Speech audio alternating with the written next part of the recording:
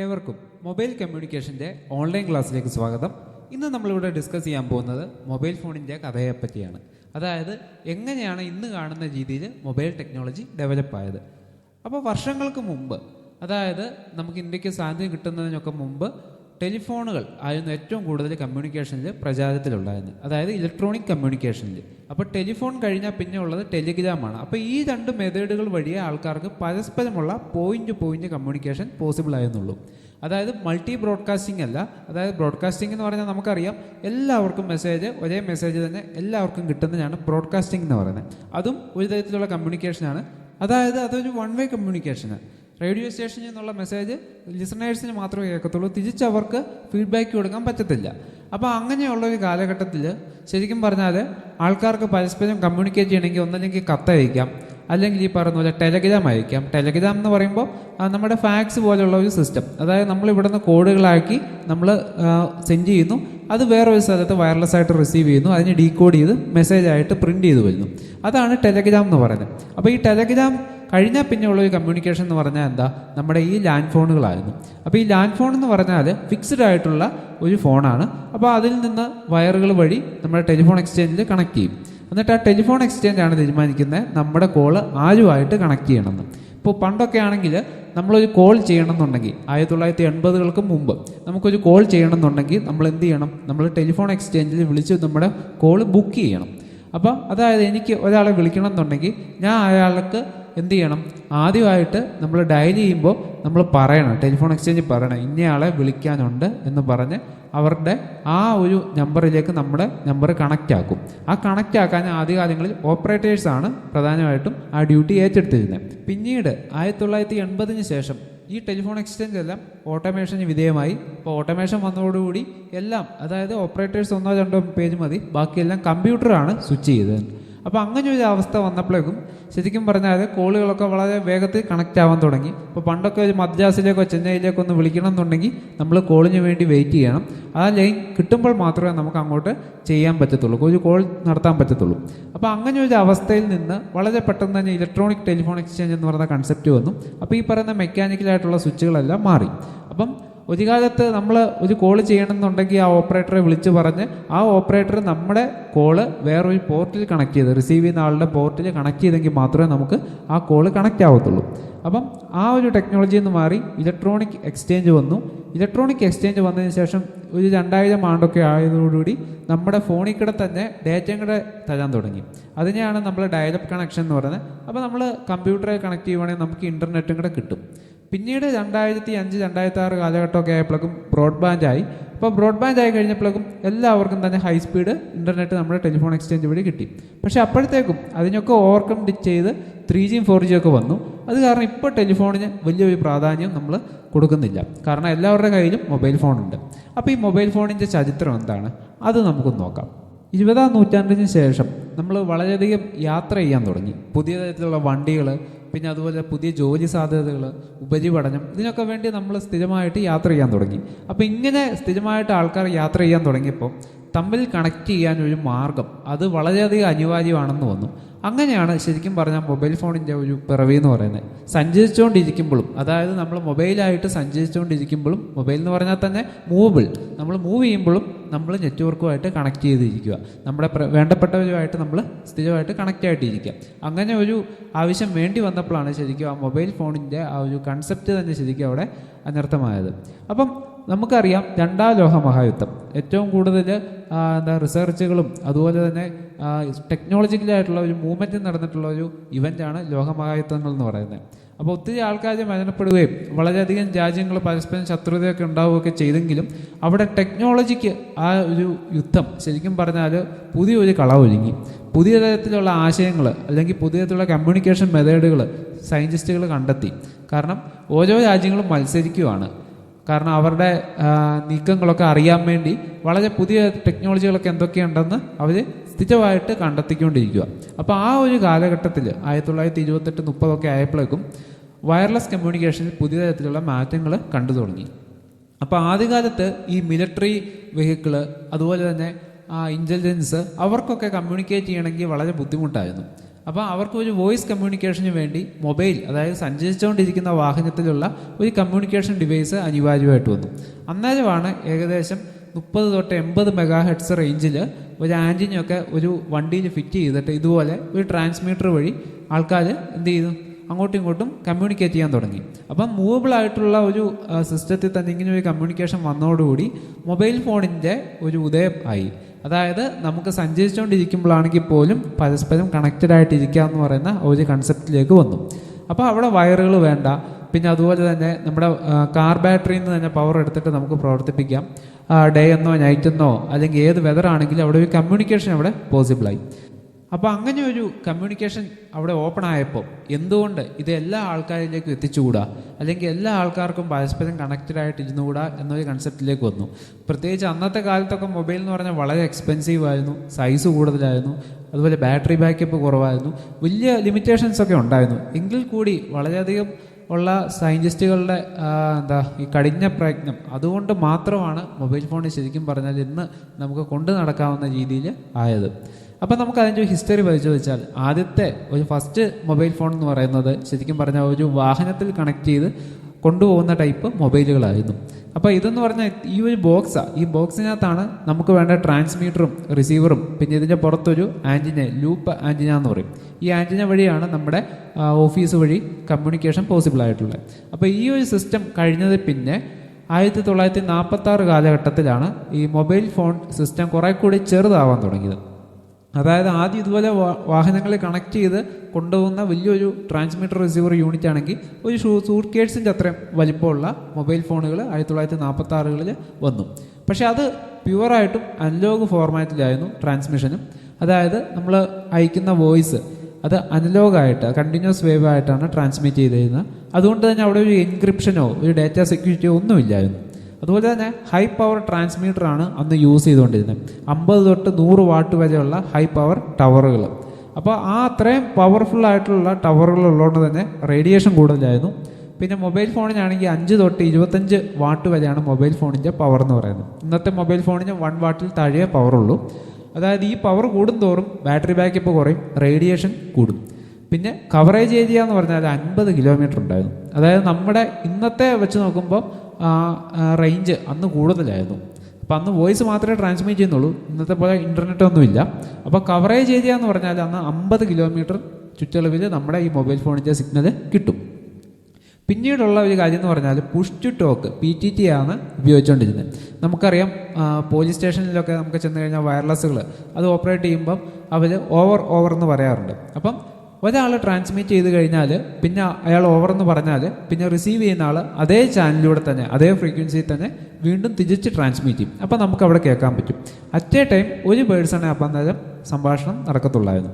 അപ്പോൾ ഒരാൾ ഒരു കാര്യം പറഞ്ഞു കഴിഞ്ഞാൽ ഓവർ എന്ന് പറഞ്ഞ് അദ്ദേഹം റിസീവറിലേക്ക് ഇട്ടെങ്കിൽ മാത്രമേ എന്ത് ചെയ്യത്തുള്ളൂ, തിരിച്ചുള്ള മെസ്സേജ് നമുക്ക് കേൾക്കാൻ പറ്റത്തുള്ളൂ. അതായത് സൈമിൾട്ടേനിയസ് ആയിട്ട് ഒരു ട്രാൻസ്മിഷൻ അവിടെ പോസിബിൾ അല്ല. പിന്നെ ഫ്രീക്വൻസി റേഞ്ച് എന്ന് പറഞ്ഞാൽ 35 തൊട്ട് 50 മെഗാഹെർട്സ് റേഞ്ചിൽ ഫ്രീക്വൻസി മോഡുലേഷൻ സ്കീമാണ് ഉപയോഗിച്ചുകൊണ്ടിരുന്നത്. പിന്നെ കസ്റ്റമേഴ്സിൻ്റെ എണ്ണം വളരെ കുറവായിരുന്നു. 1 തൊട്ട് 5 കസ്റ്റമേഴ്സിനെ അറ്റ് എ ടൈം ഹാൻഡിൽ ചെയ്യാൻ പറ്റത്തുള്ളൂ. കാരണം ഇത് പ്യൂർലി അനലോഗ് ഫോർമാണ്.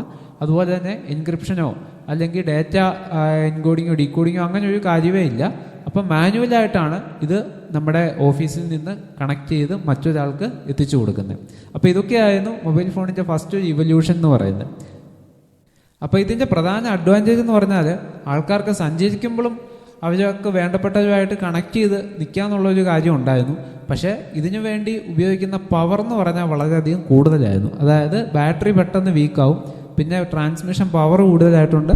ഹൈ കറണ്ട് വലിക്കുന്ന ഡിവൈസുകളായിട്ടുണ്ട്. പെട്ടെന്ന് ചൂടാവാനുള്ള സാധ്യതയൊക്കെ കൂടുതലുണ്ട്. പിന്നെ RF ബേണിംഗ് എന്ന് പറയും. റേഡിയോ ഫ്രീക്വൻസി ഉപയോഗിച്ച് പ്രവർത്തിക്കുന്ന ഉപകരണം എമിറ്റ് ചെയ്യുന്ന ആ ഒരു ഫ്രീക്വൻസി റേഞ്ച് എന്ന് പറഞ്ഞാൽ ചിലപ്പോൾ നമ്മുടെ ദേഹത്തോ വല്ലതും ടച്ച് ആവുകയാണെങ്കിൽ ആൻറ്റിനയോ അല്ലെങ്കിൽ ഇതിൻ്റെ ട്രാൻസ്മീറ്ററിൻ്റെ എന്തെങ്കിലും ഭാഗം ടച്ച് ആവുകയാണെങ്കിൽ ബേണൊക്കെ ചെയ്യാനുള്ള സാധ്യത കൂടുതല. എങ്കിൽ കൂടി നമ്മുടെ മൊബൈൽ ഫോൺ എന്ന് പറയുന്ന ആ ഒരു സ്വപ്നം ശരിക്കും പറഞ്ഞാൽ അതിൻ്റെ ഒരു തുടക്കമായി ഈ ഒരു ടെക്നോളജി. അപ്പോൾ ആദ്യകാലത്ത് ഈ മൊബൈൽ ഫോണ് പ്രത്യേക ഒരു റെഗുലേഷൻസോ അല്ലെങ്കിൽ ഒരു പ്രത്യേക ആർക്കിടെക്ചറോ ഒന്നും ഫോളോ ചെയ്യുന്നില്ലായിരുന്നു. ജസ്റ്റ് ഒരു കമ്മ്യൂണിക്കേഷന് വേണ്ടിയുള്ള ഒരു വയർലെസ് സിസ്റ്റം എന്ന് മാത്രമേ ഉള്ളൂ. പിന്നെ ഈ സെൽഫോണ്, മൊബൈൽ ഫോൺ അങ്ങനെ ഒരു കൺസെപ്റ്റ്, യഥാർത്ഥത്തിൽ ഒരു സെൽഫോൺ എന്ന് പറഞ്ഞ ഒരു കൺസെപ്റ്റ് വന്നത് ശരിക്കും പറഞ്ഞാൽ 1973. അപ്പോൾ US സയൻറ്റിസ്റ്റ് ആയിട്ടുള്ള മാർട്ടിൻ കൂപ്പർ എന്ന് പറയുന്ന ഒരു വ്യക്തി മോട്ടറോളയായിട്ട് ചേർന്നിട്ടാണ് ആദ്യത്തെ മൊബൈൽ ഫോൺ, അതായത് നമ്മൾ ഇന്ന് ഉപയോഗിക്കുന്ന രീതിയിലുള്ള ഒരു കൊണ്ട് നടക്കാൻ പറ്റുന്ന മൊബൈൽ ഫോൺ എന്നുള്ളൊരു കൺസെപ്റ്റ് ശരിക്കും വന്നത്. അപ്പോൾ അതിനു മുമ്പ് സൂക്കേഴ്സിൻ്റെ രൂപത്തിലായിരുന്നു, പിന്നെ വണ്ടിയിൽ വയ്ക്കുന്ന വലിയ ബോക്സ് ആയിരുന്നു. അപ്പോൾ എല്ലാവർക്കും മൊബൈൽ എന്നുള്ളൊരു കൺസെപ്റ്റ് ശരിക്കും കൊണ്ടുവന്ന ആരാണ്? മാർട്ടിൻ കൂപ്പർ എന്ന് പറയുന്ന സയൻറ്റിസ്റ്റാണ്. അപ്പോൾ ബെൽ ലബോറട്ടറീസിലാണ് ആദ്യമായിട്ട് മൊബൈൽ ഫോൺ ഇൻട്രൊഡ്യൂസ് ചെയ്തത്. അപ്പോൾ ഫസ്റ്റ് സെല്ലുലാർ കൺസെപ്റ്റ് എന്ന് പറയുന്നത് അവിടെ കൊണ്ടുവന്നു. അതായത് ഒരു ബേസ് സ്റ്റേഷൻ എന്ന് പറഞ്ഞാൽ നമ്മുടെ ടവർ, ആ ടവറിന് കീഴിലുള്ള കുറച്ച് മൊബൈൽ ഫോണുകൾ, ആ ടവറിനെ കണക്ട് ചെയ്തിട്ടുള്ള ഒരു മൊബൈൽ ടെലിഫോൺ എക്സ്ചേഞ്ച്, ആ ഒരു കൺസെപ്റ്റാണ് നമ്മുടെ സെല്ലുലാർ ടെലിഫോണി എന്ന് പറയുന്നത്. അപ്പോൾ ഓരോ സെല്ലും നമ്മുടെ ഹെക്സഗൺ ഷേപ്പ്, നമ്മുടെ തേനീച്ചക്കൂടിൻ്റെ ഷേപ്പിലുള്ള പ്രത്യേക സ്ട്രക്ചറുകളായിരുന്നു. അപ്പോൾ അതിൻ്റെ റേഞ്ച് എന്ന് പറഞ്ഞാൽ പണ്ടൊക്കെ ഒരു 50 കിലോമീറ്റർ ആയിരുന്നെങ്കിൽ പിന്നീട് അത് വളരെയധികം കുറച്ചു, 1 തൊട്ട് 10 കിലോമീറ്റർ വരെ, അല്ലെങ്കിൽ ചെറിയൊരു റേഞ്ചിലേക്ക് കൊണ്ടുവന്നു. അപ്പോൾ അത് കാരണം കൂടുതൽ എഫിഷ്യൻ്റ് ആയിട്ട് എന്ത് ചെയ്യാൻ പറ്റി? നമ്മുടെ സബ്സ്ക്രൈബേഴ്സിനെ ഹാൻഡിൽ ചെയ്യാൻ പറ്റി. പിന്നെ അതുപോലെ തന്നെ ഹൈ പവർ ട്രാൻസ്മീറ്ററിന് പകരം വളരെ കുറഞ്ഞ പവറുള്ള മൾട്ടിപ്പിൾ ട്രാൻസ്മീറ്റേഴ്സ് ഉപയോഗിക്കാൻ തുടങ്ങി. അപ്പം നമ്മൾ വലിയൊരു റീജിയൻ കവർ ചെയ്യുന്നതിന് പകരം ചെറിയ ടവറുകൾ പല റീജിയൻ കവർ ചെയ്യുന്നു. അപ്പോൾ അതുകൊണ്ടുള്ള അഡ്വാൻറ്റേജ് എന്താ? ആ ഒരു വലിയൊരു ടവറിന് വരുന്ന അത്രയും ലോഡ് ഈ ചെറിയ ടവറുകൾക്ക് വരുന്നില്ല. അപ്പോൾ ഇങ്ങനെയൊരു കൺസെപ്റ്റ് ഫസ്റ്റ് ജനറേഷനിലാണ് ശരിക്കും കൊണ്ടുവന്നത്. അപ്പോൾ ഇതിന് മുമ്പുള്ള ജനറേഷൻസ് ഫോണുകൾ എന്ന് പറഞ്ഞാൽ, വയർലെസ് ഫോണുകൾ എന്ന് പറഞ്ഞാൽ നമുക്ക് മൊബൈൽ ഫോൺ എന്ന് പറയാൻ പറ്റത്തില്ല. അതായത് ആൾക്കാർക്ക് കൺവീനിയൻ്റ് ആയിട്ട് കൊണ്ട് നടക്കാൻ പറ്റുന്ന ഒരു ടെക്നോളജി വന്നത് 1973. അപ്പം ഓരോ സെൽ ടവറിനും പർട്ടിക്കുലർ ഫ്രീക്വൻസി അസൈൻ ചെയ്തു. ആ ഫ്രീക്വൻസി ഉപയോഗിച്ച് എന്ത് ചെയ്യാൻ പറ്റും? ആ സെല്ലിൻ്റെ അകത്തെ കോളുകളെല്ലാം കണക്ട് ചെയ്യാൻ പറ്റും. വേറൊരു സെല്ലിലേക്ക് ചെല്ലുമ്പോഴേക്കും വേറെ ഫ്രീക്വൻസി ആയിരിക്കും ഉപയോഗിക്കുന്നത്. അപ്പോൾ അങ്ങനെയാണ് ആ സെല്ലുലാർ കൺസെപ്റ്റ് എന്ന് വന്നത്. പിന്നെ സ്പെക്ട്രം എന്ന് പറയുന്ന ആദ്യമായിട്ട് യൂട്ടിലൈസ് ചെയ്തു. അപ്പോൾ ഓരോ യൂസർക്കും കൊടുക്കുന്ന ആ ഗ്രൂപ്പ് ഓഫ് ഫ്രീക്വൻസീസ്, അല്ലെങ്കിൽ ഓരോ കമ്പനി ഓഫർ ചെയ്യുന്ന ആ ഗ്രൂപ്പ് ഓഫ് ഫ്രീക്വൻസീസിനാണ് നമ്മൾ സ്പെക്ട്രം എന്ന് പറയുന്നത്. അപ്പോൾ ഐഡിയയ്ക്ക് ഒരു സ്പെക്ട്രം കാണും, അതുപോലെ തന്നെ നമ്മുടെ ജിയോയ്ക്ക് ഒരു സ്പെക്ട്രം കാണും, BSNL കാണും. അപ്പോൾ അങ്ങനെ ഓരോ കമ്പനികൾക്കും ഓരോ സ്പെക്ട്രം ഒക്കെ അനുവദിച്ചു. അപ്പം ആദ്യമായിട്ട് ഈ പറയുന്ന PTT എന്ന് പറയുന്ന ടെക്നോളജി, പുഷ് ടു ടോക്ക് എന്ന് പറയുന്ന പിന്നെ റീപ്ലേസ് ചെയ്തു. പിന്നെ AMBS എന്ന് പറയുന്ന ടെക്നോളജിയാണ് വന്നത്, അഡ്വാൻസ്ഡ് മൊബൈൽ ഫോൺ സർവീസ്. ഇത് ഫുൾ ഡ്യൂപ്ലെക്സ് കമ്മ്യൂണിക്കേഷൻ അവിടെ പോസിബിൾ ആണ്. അതായത് 2 സൈഡിലേക്കും ഒരേ സമയം തന്നെ നമുക്ക് സംസാരിക്കാം, ഇൻറ്ററപ്റ്റ് ഇല്ലാതെ. അതുപോലെ തന്നെ ലോ പവർ സെൽ സൈറ്റ്, അതാണ് പ്രധാന ഒരു അഡ്വാൻറ്റേജ് എന്ന് പറയുന്നത്. വളരെയധികം പവർ കൂടിയ ട്രാൻസ്മീറ്ററിന് പകരം ചെറിയ ചെറിയ ട്രാൻസ്മീറ്ററുകൾ റിസീവറും അവിടെ പ്ലേസ് ചെയ്തു. അപ്പോൾ ഇതാണ് AMBSൻ്റെ ഫ്രീക്വൻസി അലോക്കേഷൻ എന്ന് പറയുന്നത്. ഫ്രീക്വൻസി അലോക്കേഷൻ എന്ന് പറഞ്ഞാൽ ആ സ്പെക്ട്രം എങ്ങനെയാണ് അതിനെ ഡിവൈഡ് ചെയ്തേക്കുന്നത്. അതായത് നമ്മൾ 825 തൊട്ട് 845 വരെയുള്ള ഫ്രീക്വൻസി മൊബൈലിൽ നിന്ന് സിഗ്നൽ ടവറിലേക്ക് അപ്ലോഡ് ചെയ്യാൻ വേണ്ടിയാണ് യൂസ് ചെയ്തുകൊണ്ടിരുന്നത്. അപ്പോൾ 2 ഫ്രീക്വൻസി ഉണ്ടെന്ന് നമ്മൾ പറഞ്ഞായിരുന്നു, 825 തൊട്ട് 845 വരെ, 870 തൊട്ട് 890 വരെ. അപ്പോൾ ഇതിൽ തന്നെ മൾട്ടിപ്പിൾ ആയിട്ടുള്ള യൂസേഴ്സിനെ നമുക്ക് അലോക്കേറ്റ് ചെയ്യാൻ പറ്റും. അതുപോലെ തന്നെ ചെറിയൊരു കൺട്രോൾ ചാനലിന് വേണ്ടി ചെറിയൊരു ബാൻഡ് വിഡ്ത്തോടെ അലോക്കേറ്റ് ചെയ്തിട്ടുണ്ട്. അപ്പം ഇത് നമ്മൾ നോക്കുവാണെങ്കിൽ A, B എന്ന് ഈ ഷെയ്ഡ് ചെയ്തേക്കുന്നത് നോക്കുകയാണെങ്കിൽ കൺട്രോൾ സിഗ്നൽ എന്ന് പറയും. അപ്പോൾ ഡിജിറ്റലൈസ് ചെയ്താണ് ഡാറ്റ അയക്കുന്നത്. അപ്പോൾ അവിടെ റിങ് ചെയ്യുന്ന സമയം, അതുപോലെ കോൾ രജിസ്റ്റർ, പിന്നെ കോള് നമ്മൾ റിജക്റ്റ് ചെയ്യുവാണെങ്കിൽ അത്, അതുപോലെ കോളിൻ്റെ കൂട്ടത്തിലുള്ള കൺട്രോൾ സിഗ്നൽ, കോളർ ID, നമ്മൾ വിളിക്കുന്ന ആരാണ്, അല്ലെങ്കിൽ മിസ്ഡ് കോള്, ഇങ്ങനെയുള്ള കംപ്ലീറ്റ് കാര്യങ്ങളും നമ്മൾ ഈ പറയുന്ന എന്തിപ്പെടും? നമ്മുടെ ആ കോളിൻ്റെ ഡാറ്റയിൽപ്പെടും. പിന്നെ ബാക്കിയുള്ള ഇൻഫർമേഷൻ എന്ന് പറയുന്നത് നമ്മുടെ വോയിസ്, അതാണ് ഈ Aയും B എന്നും പറയുന്നത്. അപ്പം നമുക്ക് അപ്ലിങ്ക് എന്ന് പറയുന്നത് 825 തൊട്ട് 845 വരെയാണ്. ഡൗൺ ലിങ്ക് എന്ന് പറഞ്ഞാൽ തിരിച്ച് നമ്മുടെ ടവറിൽ നിന്ന് ഫോണിലേക്ക് റിസീവ് ചെയ്യുന്ന ഫ്രീക്വൻസി എന്ന് പറഞ്ഞാൽ 870 തൊട്ട് 890 ആണ്. അപ്പോൾ ഈ 2 ഗ്രൂപ്പ് ഓഫ് ഫ്രീക്വൻസി സൈമിൾട്ടേനിയസ് ആയിട്ട് ഉപയോഗിക്കൊണ്ടെന്ന് തന്നെ നമുക്ക് ഫുൾ ഡ്യൂപ്ലെക്സ് കമ്മ്യൂണിക്കേഷൻ അവിടെ പോസിബിൾ ആണ്. എന്ന് പറഞ്ഞാൽ ഒരേ സമയം തന്നെ നമുക്ക് വിളിക്കുമ്പോൾ തന്നെ അപ്പുറത്തെ ആൾക്കാരും സംസാരിക്കും, നമുക്ക് കേൾക്കാൻ പറ്റും. അതായത് 2 പേർക്കും സൈമിൾട്ടേനിയസ്ലി നമുക്ക് സംസാരിക്കാം. അപ്പോൾ അവിടെ ഒരു വിഷയം അങ്ങനെ ഒരു ഇൻ്റർഫറൻസ് അവിടെ വരുന്നില്ല. അപ്പോൾ വളരെ ശക്തിയേറിയ ഫിൽറ്ററുകൾ, അതുപോലെ തന്നെ പർട്ടിക്കുലറായിട്ടുള്ള ഡിജിറ്റൽ സിഗ്നൽ പ്രോസസ്സിങ്, ഇതൊക്കെ ഉപയോഗിച്ച് നമ്മൾ സിഗ്നലിനെ ഇമ്പ്രൂവ് ചെയ്തു. അപ്പോൾ അങ്ങനെ ഇമ്പ്രൂവ് ചെയ്തുകൊണ്ടുകൊണ്ട് നമുക്ക് ഒരിക്കലും ആ വോയിസ് മിക്സായി പോവോ അല്ലെങ്കിൽ മറ്റൊരാൾ ചോർത്തുവോ എന്നുള്ള പേടിയും വേണ്ട. കാരണം എൻക്രിപ്റ്റഡ് ആയിട്ടൊക്കെയാണ് പിന്നീട് അയച്ചു ചെയ്യുന്നത് സിഗ്നൽ. അതായത് AMBSനൊക്കെ ശേഷം വന്ന GSM എന്നൊക്കെ പറയുന്ന ടെക്നോളജിയിൽ കുറേയധികം എൻക്രിപ്ഷൻസ് ഒക്കെ കൊണ്ടുവന്നു. അപ്പോൾ അങ്ങനെ ഡാറ്റയ്ക്ക് കൂടുതൽ സുരക്ഷിതത്വം അവിടെ വന്നു. എന്നിരുന്നാലും 1ാം ജനറേഷൻ ഫോണിന് കുറച്ച് ഡ്രോബാക്കുകൾ ഉണ്ടായിരുന്നു. ഒന്നാമത്തെയാണ് പുവർ വോയിസ് ക്വാളിറ്റി. അതായത് നമ്മൾ ഉപയോഗിക്കുന്ന ഡിജിറ്റൽ സിഗ്നലുള്ള ഒരു 8 ബിറ്റ് ആയിട്ടുള്ള ഒരു പ്രോസസ്സറാണ് ഉപയോഗിച്ചുകൊണ്ടിരുന്നത്. അപ്പോൾ അതുകൊണ്ട് തന്നെ തീർച്ചയായിട്ടും സാമ്പിളിംഗ് റേറ്റും അതുപോലെ തന്നെ അതിനെ പ്രോസസ്സ് ചെയ്യുന്ന കേപ്പബിലിറ്റി ഒക്കെ കുറവായിരുന്നു. അപ്പം റേഞ്ച് കുറവുള്ള സ്ഥലങ്ങളിലൊക്കെ എത്തുമ്പോഴേക്കും തീർച്ചയായിട്ടും ആ വോയിസിൻ്റെ ക്വാളിറ്റി എന്ന് പറയുന്നത് കുറഞ്ഞു പോകാനുള്ള ചാൻസ് കൂടുതലായിരുന്നു. ഇന്നത്തെ പോലെ കമ്പ്യൂട്ടറൈസ്ഡ് അൽഗോരിതം ഒന്നും അന്ന് ഇല്ലായിരുന്നു. പിന്നെ അതുപോലെ തന്നെ വളരെയധികം പവർ കൂടിയിട്ടാണ് പണ്ടത്തെ ഫോണുകളൊക്കെ ഈ ഡാറ്റ ട്രാൻസ്ഫറിങ് നടത്തിക്കൊണ്ടിരുന്നത്. അപ്പോൾ ആ ഒരു കാലഘട്ടത്തിൽ വളരെയധികം പവർ വലിക്കുന്നതുകൊണ്ട് തന്നെ ബാറ്ററി ബാക്കപ്പ് വളരെ കുറവായിരുന്നു. പിന്നെ ഫോണിൻ്റെ സൈസ് എന്ന് പറഞ്ഞാൽ ഇഷ്ടികയുടെ അത്രയും വലിപ്പം ഉണ്ടായിരുന്നു. അപ്പോൾ ഫസ്റ്റ് ജനറേഷൻ ഫോണ് ഒരു 3 മണിക്കൂർ കുത്തിയിട്ടാൽ നമുക്ക് ആകെപ്പാടെ കിട്ടുന്ന അരമണിക്കൂർ ബാക്കപ്പേ ഉണ്ടായിരുന്നുള്ളൂ. അപ്പോൾ ഇതൊക്കെയാണ് അതിൻ്റെ ഏറ്റവും വലിയൊരു ലിമിറ്റേഷൻ എന്ന് പറയുന്നത്. പിന്നെ സെക്യൂരിറ്റി വളരെ കുറവായിരുന്നു. എൻക്രിപ്ഷനൊക്കെ ആ ഒരു സ്റ്റാൻഡേർഡ് ആയി വരുന്ന ഒരു കാലഘട്ടമായിരുന്നു. അപ്പോൾ GSM ഒക്കെ വന്നപ്പോഴേക്കും എൻക്രിപ്ഷനൊക്കെ വന്നു. പക്ഷേ അതിനു മുമ്പ് വരെ സെക്യൂരിറ്റി അല്പം കുറവായിരുന്നു. ഇന്നത്തെ പോലെ നമ്മൾ വിളിക്കുമ്പോൾ മറ്റുള്ള ആൾ റിസീവ് ചെയ്യുന്നതിന് മുമ്പ് മൂന്നാമതൊരാൾക്ക് അത് ചോർത്താനൊക്കെ വേണമെങ്കിൽ സാധിക്കുമായിരുന്നു. പിന്നെ കപ്പാസിറ്റി എന്ന് പറയുന്നത് വളരെ കുറവാണ്. അതായത് കസ്റ്റമേഴ്സ് അറ്റ് എ ടൈം ഒരു 5-6 കസ്റ്റമേഴ്സ് അടുപ്പിച്ച് വന്നു കഴിഞ്ഞാൽ സിഗ്നൽ ജാം ആവാനുള്ള സാധ്യതയൊക്കെയുണ്ട്. പിന്നെ പൂവർ ഹാൻഡ് ഓഫ് റിലയബിലിറ്റി, ഒരു സെല്ലിൽ നിന്ന് മറ്റൊരു സെല്ലിലേക്ക് പോകുമ്പോഴേക്കും ആ ഒരു പ്രോസസ്സിൻ്റെ ഇടയ്ക്ക് ബ്രേക്ക് ആയി പോകാനുള്ള ചാൻസ് ഉണ്ട്. അപ്പോൾ ഒരു സെല്ലിൽ നിന്ന് ഒരു കസ്റ്റമർ അടുത്ത സെല്ലിലേക്ക് പോകുന്നതിനാണ് ഹാൻഡ് ഓഫ് എന്ന് പറയുന്നത്. അങ്ങനെ ഹാൻഡ് ഓഫ് ചെയ്യുമ്പോഴേക്കും ചിലപ്പോൾ ബ്രേക്ക് ആയി പോകാനുള്ള ചാൻസ് ഒക്കെ കൂടുതലായിരുന്നു. പിന്നെ അതിന് ശേഷം GSM എന്ന് പറയുന്നൊരു സ്റ്റാൻഡേർഡ് വന്നു, ഗ്ലോബൽ സിസ്റ്റം ഫോർ മൊബൈൽ. ഇന്ന് നമ്മൾ യൂസ് ചെയ്യുന്നതും ഫോളോ ചെയ്യുന്നതും ഈ ഒരു ആർക്കിടെക്ചറാണ്. അതുപോലെ തന്നെ സെല്ലുലാർ ടെക്നോളജിയിൽ TDMA, FDMA എന്ന് പറയുന്ന പുതിയ ടെക്നോളജിയൊക്കെ കൊണ്ടുവന്നു. അപ്പോൾ അത് വന്നപ്പോഴേക്കും മൾട്ടിപ്പിൾ ആക്സസ്, അതായത് അറ്റ് എ ടൈം വളരെയധികം യൂസേഴ്സിന് നമ്മുടെ ചാനലിൻ്റെ ബാൻഡ് വിഡ്ത്ത് ഷെയർ ചെയ്യാനും കമ്മ്യൂണിക്കേഷൻ ചെയ്യാനുള്ള ഒരു സാധ്യത അവിടെ തുറന്നു കിട്ടി. അപ്പോൾ പണ്ടത്തെ പോലെ ഇൻ്റർഫറൻസോ അങ്ങനെയുള്ള പ്രശ്നങ്ങളൊന്നും ഇല്ലായിരുന്നു. പിന്നെ അതുപോലെ തന്നെ റേഡിയോ ഹാർഡ്വെയർ നമ്മുടെ മൾട്ടിപ്പിൾ യൂസേഴ്സിന് വേണ്ടി ഡെഡിക്കേറ്റ് ചെയ്ത് പ്രത്യേക ചാനലുകൾ, സിം കാർഡ്, അങ്ങനെയുള്ള കാര്യങ്ങളൊക്കെ കൊണ്ടുവന്നു. അപ്പോൾ സിം കാർഡ് ഇട്ട് കഴിഞ്ഞാൽ ആ ഒരു ഫ്രീക്വൻസി റേഞ്ചിലേക്ക് കണക്ട് ചെയ്യും. അതിന് ശേഷം ആ ഒരു സ്ലോട്ടിലായിരിക്കും പിന്നെ നമ്മൾ കമ്മ്യൂണിക്കേഷൻ നടത്തിക്കൊണ്ടിരിക്കുന്നത്. അപ്പോൾ GSM എടുത്ത് പറയേണ്ട ഒരു പ്രത്യേകത എന്ന് വെച്ചാൽ അതിൽ ഉപയോഗിച്ചേക്കുന്ന സ്പീച്ച് എന്ന് പറഞ്ഞാൽ ഡിജിറ്റലൈസ് ചെയ്തിട്ടാണ് അയക്കുന്നത്. ഇപ്പോൾ 13 kbps സ്പീഡിലാണ് നമ്മൾ ആ പറയുന്ന ഒരു വോയിസ് എന്ന് പറയുന്നത് ട്രാൻസ്മിറ്റ് ചെയ്യുന്നത്. അതുപോലെ തന്നെ ഓരോ ബേസ് സ്റ്റേഷനും ട്രാൻസ്മീറ്ററും റിസീവറും ഉണ്ട്. 8 വോയിസ് ചാനൽ വരെ സപ്പോർട്ട് ചെയ്യും. അതുപോലെ ബാറ്ററി ലൈഫ് എന്ന് പറഞ്ഞാൽ വളരെ കൂടുതലായിരുന്നു. അതായത് വളരെ ലോ പവർ ട്രാൻസ്മീറ്റർ ഉപയോഗിക്കുന്നതുകൊണ്ട് തന്നെ നമുക്ക് ട്രാൻസ്മിറ്റ് ചെയ്യാനും റിസീവ് ചെയ്യാനും വളരെ കുറഞ്ഞ എനർജിയെ വേണ്ടി വരത്തുള്ളൂ. അപ്പോൾ അതുകൊണ്ട് തന്നെ ബാറ്ററി ബാക്കപ്പും വളരെ കൂടുതലായിരുന്നു.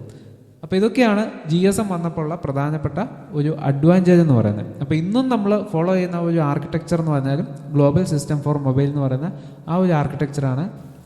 ഇനി നമുക്ക് സെക്കൻഡ് ജനറേഷൻ ടെക്നോളജി അഥവാ 2G ടെക്നോളജിയെ പറ്റി ഡിസ്കസ് ചെയ്യാം. 1990കളുടെ അവസാനമൊക്കെ ആയപ്പോഴേക്കും പല റിസർച്ചുകളൊക്കെ നടന്നു. എന്തുകൊണ്ട് നമ്മുടെ കൺവെൻഷനായിട്ടുള്ള ഫോൺ സിസ്റ്റത്തിൽ മെസ്സേജുകൾ അല്ലെങ്കിൽ ഡാറ്റ നമുക്ക് എക്സ്ചേഞ്ച് ചെയ്തുകൂടാ? ആ ഒരു കൺസെപ്റ്റിൽ നിന്നാണ് 2G ശരിക്കും അവിടെ ഡെവലപ്പായത്. അപ്പോൾ ആദ്യമായിട്ട് ഫിൻലൻഡിലാണ് 1991 2G ഒഫീഷ്യലായിട്ട് ഇൻട്രൊഡ്യൂസ് ചെയ്തത്. അപ്പോൾ GSM ആർക്കിടെക്ചർ ബേസ് ചെയ്തിട്ടുള്ള ഒരു സർവീസാണ് 2G എന്ന് പറയുന്നത്. GSM എന്ന് പറഞ്ഞാൽ global system for mobile. 2 സ്റ്റാൻഡേർഡുകളുണ്ട്. AMBS എന്ന് പറയുന്നത് അഡ്വാൻസ്ഡ് മൊബൈൽ ഫോൺ സർവീസ്. അത് അമേരിക്കക്കാരുടെ സ്റ്റാൻഡേർഡാണ്. യൂറോപ്യൻ സ്റ്റാൻഡേർഡാണ് GSM എന്ന് പറയുന്നത്. അപ്പോൾ GSM ആ ഒരു ആർക്കിടെക്ചറിനെ ബേസ് ചെയ്തിട്ടാണ് നമ്മുടെ സെക്കൻഡ് ജനറേഷൻ ഫോണുകൾ വർക്ക് ചെയ്യുന്നത്. അപ്പം ആദ്യമായിട്ട് ഫോണിൽ SMS-ഉം വോയിസും സെൻഡ് ചെയ്യാൻ പറ്റുകയും റിസീവ് ചെയ്യാൻ പറ്റുന്ന ആ ഒരു ടെക്നോളജി 2Gയിലാണ് ഇംപ്ലിമെൻറ്റ് ചെയ്തത്. അപ്പം വോയിസ് പ്ലസ് ഡാറ്റ നമുക്ക് എന്ത് ചെയ്യാൻ പറ്റും? ഫോൺ വഴി എക്സ്ചേഞ്ച് ചെയ്യാൻ പറ്റും. അപ്പോൾ അതിനെ തന്നെ DAMS എന്നാണ് പറയുന്നത്, അഥവാ digital advanced mobile phone service. അതായത് ഡിജിറ്റലായിട്ട് തന്നെ ഡാറ്റകൾ അയക്കാൻ പറ്റുന്ന ഒരു സാങ്കേതിക വിദ്യ, അല്ലെങ്കിൽ അതിന് IS-136 എന്നും നമ്മൾ പറയാറുണ്ട്. അപ്പോൾ ഇതിൻ്റെ ഏറ്റവും എടുത്തു പറയേണ്ട പ്രത്യേകത എന്ന് വെച്ചാൽ ഇതിൽ മൈക്രോ പ്രോസസ്സർ ബേസ്ഡ് ആയിട്ടുള്ള ഒരു ഡിജിറ്റൽ സിഗ്നൽ പ്രോസസ്സിംഗ് യൂണിറ്റ് ഉണ്ട്. അപ്പം നമുക്ക് അനലോഗ് ആയിട്ടുള്ള വോയിസിനെ ഡിജിറ്റലൈസ് ചെയ്ത് അയക്കാനും അതുപോലെ മെസ്സേജുകളെ എൻകോഡ് ചെയ്യാനും ഡീകോഡ് ചെയ്യാനുള്ള സർക്യൂട്ടുകളൊക്കെ ഇതിൽ തന്നെ ഉണ്ട്. ഏറ്റവും നല്ല എക്സാമ്പിൾ നമുക്കറിയാം, നോക്കിയ 3310 എന്ന് പറയുന്ന നമ്മുടെ ആദ്യത്തെ ഫോൺ. ഇന്ത്യയിൽ നമ്മൾ ആദ്യം കാണുന്ന ഫോൺ. ഇതിനു മുമ്പ് പല ടൈപ്പ് ഓഫ് ഫോണുകളൊക്കെ ഉണ്ട്, എങ്കിലും ഏറ്റവും അധികം പ്രചാരം കിട്ടിയ ഒരു ഫോണായിരുന്നു നോക്കിയയുടെ 3310 എന്ന് പറയുന്ന ഈ ഒരു മോഡൽ. അപ്പോൾ ഈ ഒരു മോഡൽ ശരിക്കും പറഞ്ഞാൽ ഒരു 2G ഫോണാണ്. അപ്പം ഇതിനകത്ത് നമുക്ക് വോയിസും അതുപോലെ SMS-ഉം സപ്പോർട്ട് ചെയ്യും. പിന്നെ റിംഗ് ടോണുകളൊക്കെ നമുക്ക് സെൻഡ് ചെയ്യാൻ പറ്റും. അപ്പോൾ അതായത് വോയിസിൻ്റെ കൂട്ടത്തിൽ തന്നെ ചെറിയ രീതിയിലുള്ള ഡാറ്റകളും നമുക്ക് എക്സ്ചേഞ്ച് ചെയ്യാൻ പറ്റും. അതുപോലെ തന്നെ ബ്രോഡ്കാസ്റ്റ് മെസ്സേജ്, നമുക്ക് ഒന്നിലധികം ആൾക്കാർക്ക് ഒന്നിച്ച് മെസ്സേജ് ചെയ്യാനുള്ള, ഗ്രൂപ്പായിട്ട് അയക്കാനുള്ള സംവിധാനം, ഗ്രൂപ്പ് കോള് അല്ലെങ്കിൽ കോൺഫറൻസ് കോള്, അതുപോലെ ഫാക്സുകൾ, ഇങ്ങനെയുള്ള കാര്യങ്ങളൊക്കെ ഈ 2G ടെക്നോളജി സപ്പോർട്ട് ചെയ്യുമായിരുന്നു. പിന്നെ അതുപോലെ തന്നെ 1G അപേക്ഷിച്ചിട്ടുള്ള ബെറ്ററായിട്ടുള്ള സിഗ്നൽ കവറേജ് ഉണ്ടായിരുന്നു. അതായത് റേഞ്ച് കട്ടായി പോകാനുള്ള സാധ്യതകളൊക്കെ അൽഗോരിതങ്ങളൊക്കെ ഉപയോഗിച്ച് കുറേയൊക്കെ ഇമ്പ്രൂവ് ചെയ്തു. പിന്നെ അതുപോലെ തന്നെ ന്യൂസ്, ഗെയിം, കോളർ ടോൺ, അങ്ങനെയുള്ള അഡീഷണൽ സർവീസും കൂടെ നമ്മുടെ മൊബൈലിനകത്ത് കൊണ്ടുവന്നത് ഈ 2G ടെക്നോളജി വന്നത്. പിന്നെ അടുത്തൊരു പ്രത്യേകത എന്ന് വെച്ചാൽ high user density and capacity. അതായത് യൂസറിനെ ഉൾക്കൊള്ളിക്കാനുള്ള ഒരു സെല്ലിൻ്റെ കപ്പാസിറ്റി ഈ ഡിജിറ്റൽ സിസ്റ്റം വന്നതോടുകൂടി കൂടുതൽ ഇമ്പ്രൂവ് ചെയ്തു. അതുപോലെ തന്നെ പൈക്കോ സെൽ ഡിസൈൻ, സെല്ലുകളെ വീണ്ടും സബ് ഡിവൈഡ് ചെയ്ത് സെല്ലുകളാക്കി അതിൽ മാക്സിമം എഫിഷ്യൻ്റായിട്ട് കമ്മ്യൂണിക്കേഷൻ നടത്താൻ വേണ്ടിയുള്ള ആ ഒരു സെറ്റപ്പൊക്കെ അന്ന് ആയി. അപ്പോൾ അതായത് പണ്ടൊക്കെ ഒരു ടവർ എന്ന് പറഞ്ഞാൽ 50 കിലോമീറ്റർ റേഞ്ച്, അത് അത്രയും വലിയ കവറേജ് ഏരിയ ഉണ്ടായിരുന്നു. പക്ഷേ അതുകൊണ്ട് കൂടുതൽ യൂസേഴ്സ് വന്നു കഴിഞ്ഞാൽ ബ്ലോക്കൊക്കെ ആകുമായിരുന്നു. അപ്പോൾ അതൊക്കെ ഒഴിവായിട്ട് സെൽസിനെ വീണ്ടും സബ് ഡിവൈഡ് ചെയ്യാനുള്ള ടെക്നോളജികളൊക്കെ കൊണ്ടുവന്നു. അതുപോലെ തന്നെ ഇതിൽ ഉപയോഗിക്കുന്ന മൾട്ടിപ്ലക്സിംഗ് ടെക്നോളജി എന്ന് പറഞ്ഞാൽ ടൈം ഡിവിഷൻ മൾട്ടിപ്ലക്സസ് ആണ്. അതായത് ഓരോ യൂസേഴ്സിനും പർട്ടിക്കുലർ ടൈം സ്ലോട്ട് കൊടുക്കും, ആ സ്ലോട്ടിൽ കമ്മ്യൂണിക്കേറ്റ് ചെയ്യാൻ പറ്റും. അത് വളരെ മൈക്രോ സെക്കൻഡ് നേരെയുള്ള ടൈം സ്ലോട്ട് ആയിട്ടുണ്ട്. നമുക്ക് കോൺവെർസേഷനിൽ അത് ഫീൽ ചെയ്യത്തില്ല എന്നേ ഉള്ളൂ. 12 വോയിസ് ചാനലാണ് അതിനകത്ത് യൂസ് ചെയ്യുന്നത്. പിന്നെ സ്പീച്ച് കോഡിംഗ് റേറ്റ് എന്ന് പറഞ്ഞാൽ ഏകദേശം 7.95 8 kbps എന്ന് വേണമെങ്കിൽ പറയാം. ആ ഒരു റേഞ്ചിലാണ് നമ്മുടെ സ്പീച്ചിനെ കോഡ് ചെയ്തുകൊണ്ടിരുന്നത്. അപ്പം മാക്സിമം നമ്മുടെ ഒരു വോയിസിൻ്റെ ബാൻഡ് വിഡ്ത്ത് എന്ന് പറഞ്ഞാൽ 300 തൊട്ട് 3000 ഹെഡ്സ് വരെയാണ്. അപ്പോൾ അതിൻ്റെ ഡബിൾ ആയിരിക്കണം അതിൻ്റെ സാമ്പിളിംഗ് ഫ്രീക്വൻസി എന്ന് പറയുന്നത്. അപ്പോൾ ആ ഒരു കാര്യം കൂടെ സാറ്റിസ്ഫൈ ചെയ്തുകൊണ്ട് നമുക്ക് കുറച്ചും കൂടെ വോയിസിന് ക്ലാരിറ്റി കിട്ടി. പിന്നെ ഫ്രീക്വൻസി എന്ന് പറയുന്നത് AMPSൻ്റെ സർവീസിനെക്കാട്ടിൽ കുറച്ചും കൂടെ ഹയർ ഫ്രീക്വൻസി ആയിരുന്നു 2Gയിൽ യൂസ് ചെയ്തുകൊണ്ടിരുന്നത്. അതായത് 1850 തൊട്ട് 1900 മെഗാഹെഡ്സ് വരെ. അപ്പോൾ ഈ ഒരു റേഞ്ചിൽ ഉപയോഗിക്കുന്നുള്ളതുകൊണ്ട് ഹൈ ഫ്രീക്വൻസി ആയിട്ടുണ്ട്. നമുക്ക് അതിലൂടെ തന്നെ ഡേറ്റയും വളരെ ഫാസ്റ്റായിട്ട് തന്നെ എക്സ്ചേഞ്ച് ചെയ്യാൻ പറ്റും. ഡേറ്റ എന്ന് പറഞ്ഞാൽ ടെക്സ്റ്റ് ബേസ്ഡ് ഡേറ്റ, അതുപോലെ ഫോൺ കോൺടാക്റ്റുകൾ, പിന്നെ ഫാക്സ്, പിന്നെ നമുക്കിടെ MMS മൾട്ടിമീഡിയ മെസ്സേജ്, ഇതൊക്കെ നമുക്ക് 2G വഴി അയക്കാൻ പറ്റും. അപ്പോൾ 2G ഫോണിന് ഏറ്റവും നല്ലൊരു എക്സാമ്പിളാണ് Nokia 3310 എന്ന് പറയുന്നത്. അപ്പം അന്നത്തെ ആ ഒരു ഫോണിൻ്റെ സ്ക്രീനും കാര്യങ്ങളൊക്കെയാണ് ഈ കാണിച്ചേക്കുന്നത്. അപ്പോൾ ഇതാണ് 2Gയുടെ ഒരു പ്രത്യേകത എന്ന് പറയുന്നത്. പിന്നെ 2Gക്ക് ശേഷം 1996 CDMA ബേസ് ചെയ്തിട്ടൊരു ടെക്നോളജി വന്നു. അപ്പോൾ ക്വാൽകോം എന്ന് പറയുന്ന ഒരു സെമി കണ്ടക്ടർ മാനുഫാക്ചറിങ് ആയിട്ടുള്ള ഒരു കമ്പനിയാണ് ഇത് ഇൻട്രൊഡ്യൂസ് ചെയ്തത്. അപ്പോൾ ആദ്യമായിട്ട് GPRS അഥവാ പാക്കറ്റ് ഡാറ്റ സർവീസ് എന്ന് പറയുന്ന നമുക്ക് ഇംപ്ലിമെൻറ്റ് ചെയ്തത് 2.5G എന്ന് പറയുന്ന ആ ഒരു ടെക്നോളജി വന്നപ്പോൾ. അപ്പോൾ അതുവരെ നമ്മുടെ ഫോണിൽ ഉപയോഗിച്ചുകൊണ്ടിരുന്ന ടെക്നോളജിക്കകത്ത് ടെക്സ്റ്റ് മാത്രമേ അയക്കാൻ പറ്റത്തുള്ളൂ. അപ്പോൾ ആദ്യമായിട്ട് ഇൻ്റർനെറ്റ് കണക്ഷൻ എന്ന് പറയുന്ന 2.5G എന്ന് പറയുന്ന ആ ഒരു മൊബൈൽ ഫോണിൻ്റെ എവല്യൂഷൻ ഇറയിൽ നമുക്ക് കൊണ്ടുവരാൻ പറ്റി. അപ്പോൾ അത് കാരണം ഫോണിനകത്ത് web browsing, email, compressed data, ഇതൊക്കെ നമുക്ക് അയക്കാൻ പറ്റി. അതുപോലെ തന്നെ CDMAയുടെ ഒരു എടുത്തു പറയേണ്ട ഒരു കാര്യം, എല്ലാ യൂസേഴ്സിനും നമുക്കൊരു സിംഗിൾ ഫ്രീക്വൻസി അസൈൻ ചെയ്യാൻ പറ്റും. എന്നിട്ട് മൾട്ടിപ്പിൾ കോഡുകൾ ഉപയോഗിച്ചാണ് ആൾക്കാരുമായിട്ട് കമ്മ്യൂണിക്കേറ്റ് ചെയ്യുന്നത്. ഉദാഹരണം പറഞ്ഞാൽ 3 ഫോണുണ്ടെങ്കിൽ ആ 3 ഫോണിൽ നമുക്ക് സെയിം കാരിയർ ഫ്രീക്വൻസി ഉപയോഗിക്കാം. പക്ഷേ 3 ആൾക്കും 3 ഡിഫറൻ്റ് ആയിട്ടുള്ള കോഡുകളായിരിക്കുള്ള, കറക്റ്റ് കോഡുള്ള ആൾക്ക് മാത്രമേ മെസ്സേജ് ഡീകോഡ് ചെയ്യാൻ പറ്റത്തുള്ളൂ. ആ ഒരു ടെക്നോളജിയാണ് CDMAയിൽ വരുന്നത്. അപ്പോൾ ആദ്യമായിട്ട് തന്നെ JPEG, 3GP, PNG, MP3 അങ്ങനെയുള്ള മൾട്ടിമീഡിയ ഫോർമാറ്റുകളൊക്കെ സപ്പോർട്ട് ചെയ്യാൻ തുടങ്ങി. പിന്നെ ഫോണിനകത്ത് ക്യാമറ വരാൻ തുടങ്ങിയതും 2.5G എന്ന് പറയുന്ന ആ ഒരു ടെക്നോളജി വന്നപ്പോഴാണ്. ഏറ്റവും നല്ല എക്സാമ്പിളാണ് നോക്കിയയുടെ N സീരീസുമായിട്ടുള്ള ഈ ടൈപ്പ് ക്വാർട്ടി ഫോണുകൾ, അതുപോലെ തന്നെ ബ്ലാക്ക്ബെറിയുടെ ചില ക്വാർട്ടി ഫോണുകൾ. അങ്ങനത്തെ ഫോണുകളൊക്കെ, ക്വാർട്ടി എന്ന് പറഞ്ഞാൽ നമ്മുടെ ആൽഫബറ്റ് ടൈപ്പ് ചെയ്യാനുള്ള ഒരു കീബോർഡുള്ള ഒരു സംഗതി, അത്രേ ഉള്ളൂ. അപ്പം ഇതുപോലത്തെ കീപാഡുള്ള ഫോണുകൾ, ഒരു കളർ ഡിസ്പ്ലേ ഉള്ളത്, പിന്നെ അതുപോലെ കുറച്ച് ഹെവി വെയിറ്റ് ആണ് എങ്കിലും അന്നത്തെ കാലത്ത് ഈ ഒരു ഫോൺ എന്ന് പറഞ്ഞാൽ അന്നത്തെ ഏറ്റവും വലിയ ഫോണായിരുന്നു. അപ്പോൾ ആ ഒരു കാലഘട്ടത്തിൽ വീഡിയോ കോളൊക്കെ ചെയ്യാനുള്ള ചെറിയ സാധ്യതകളൊക്കെ ഒത്തുവന്നു.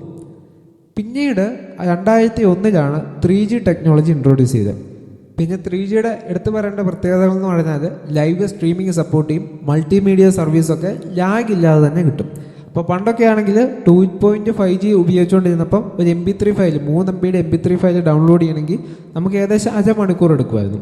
അതേസമയം തന്നെ 1 മിനിറ്റിൽ താഴെയുള്ളൂ നമുക്ക് 3G യൂസ് ചെയ്യുവാണെങ്കിൽ അത് ഡൗൺലോഡ് ചെയ്യാനുള്ള സ്പീഡ്. അതുപോലെ video call, HD video, live TV service, ഇതെല്ലാം 3Gയിൽ അവൈലബിൾ ആയി തുടങ്ങി. 3Gയുടെ ഡാറ്റ ട്രാൻസ്ഫർ സ്പീഡ് എന്ന് പറയുന്നത് 144 kbps തൊട്ട് 2 Mbps വരെ സ്പീഡുണ്ട്. അപ്പോൾ ആ ഒരു സ്പീഡിൽ കുറേ കൂടി എഫിഷ്യൻ്റ് ആയിട്ട് തന്നെ നമുക്ക് വെബ് ബ്രൗസറുകൾ ഓപ്പൺ ചെയ്യാനും ഒരു വെബ്സൈറ്റിൽ നിന്ന് അടുത്ത വെബ്സൈറ്റിലേക്ക് കയറുമ്പോഴുള്ള ലാഗൊക്കെ ഒഴിവാക്കാനായിട്ട് സാധിച്ചു.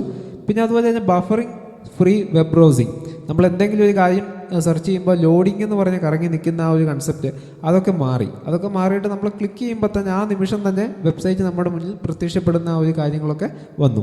പിന്നെ എല്ലാ തരത്തിലുള്ള ഫയൽ ഫോർമാറ്റുകളും സപ്പോർട്ട് ചെയ്യാൻ തുടങ്ങി. ആൻഡ്രോയിഡ് ഫോണുകൾ, വളരെ വെറൈറ്റി ആയിട്ടുള്ള ആൻഡ്രോയിഡ് ഫോണുകളിലും ആ ഒരു ഡെവലപ്മെൻറ്റ് കണ്ടു തുടങ്ങി. അപ്പം അന്ന് വരെ സാമ്പിയൻ ബേസ്ഡ് ആയിട്ടുള്ള ഓപ്പറേറ്റിംഗ് സിസ്റ്റമോ അല്ലെങ്കിൽ ജാവ ബേസ്ഡ് ആയിട്ടുള്ള ഓപ്പറേറ്റിംഗ് സിസ്റ്റം ഒക്കെയാണ് യൂസ് ചെയ്തുകൊണ്ടിരുന്നത്.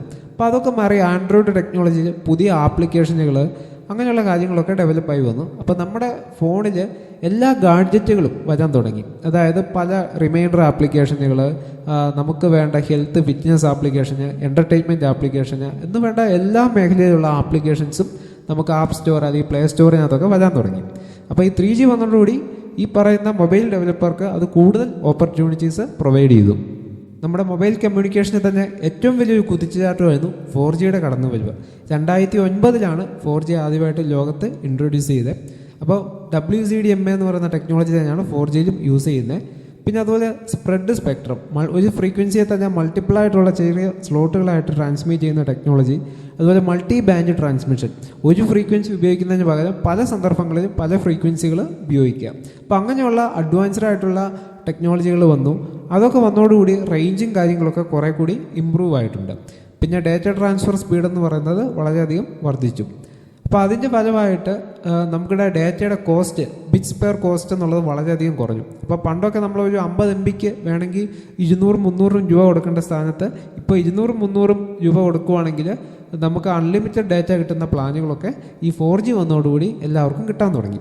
അപ്പോൾ 4Gയുടെ ഫ്രീക്വൻസി റേഞ്ച് എന്ന് പറഞ്ഞാൽ 850 തൊട്ട് 2400 വരെ മെഗാഹെർട്സ് ഫ്രീക്വൻസിയിലാണ് 4G വർക്ക് ചെയ്യുന്നത്.